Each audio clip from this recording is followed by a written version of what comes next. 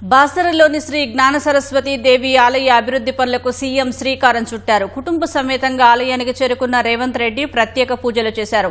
ముందుగా బాసర అమ్మవారి చెంత మనవడు రియాన్ష్ కు అక్షరాభ్యాసం చేయించారు. 225 కోట్ల రూపాయలతో కొత్త ఆలయ శిఖరాలు, మండపాలు, మాడవీధులు, ఇతర అభివృద్ధి పనులు చేపట్టేలా ప్రణాళికలు రూపొందించారు. సరస్వతి అమ్మవారి పుణ్యక్షేత్రం బాసర ఆలయ అభివృద్ధి పనులకు ముఖ్యమంత్రి రేవంత్ రెడ్డి ప్రారంభించారు. 225 కోట్ల రూపాయలతో చేపట్టనున్న అభివృద్ధి పనులకు శంకుస్థాపన చేశారు. వేద పండితుల మంత్రోచ్చారణల నడుమ కొత్త ఆలయ శిఖరాలు, మండపాలు, మాడవీధులు, ఇతర అభివృద్ధి పనులకు సీఎం శంకుస్థాపన చేశారు. వచ్చే ఏడాది గోదావరి పుష్కరాల నాటికి ఆలయ అభివృద్ధి పనులను వేగంగా చేపట్టాలని ఈ సందర్భంగా అధికారులకు ఆదేశాలు ఇచ్చారు.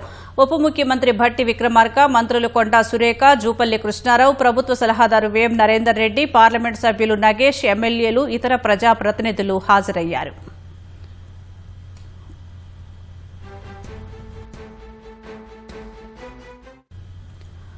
సీఎం రేవంత్ రెడ్డి ఆదేశాలతో సంప్రదాయాలు, ఆచారాలకు అనుగుణంగా ఆలయ అభివృద్ధి పనులు చేపట్టేందుకు అధికారులు బృహత్ ప్రణాళిక రూపొందించారు. ఇందుకోసం శృంగేరి పీఠాన్ని సంప్రదించారు.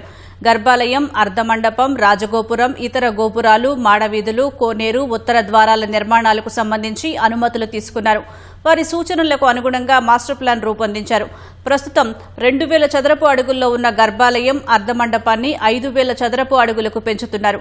ఉత్తరం వైపు 9 అంతస్తుల రాజగోపురం, మిగిలిన 3 దిక్కుల్లో 7 అంతస్తుల గోపురాలు, 33 అడుగుల వెడల్పుతో 4 దిక్కుల మాడవీధులు, ఉత్తర ద్వారం నిర్మించనున్నారు.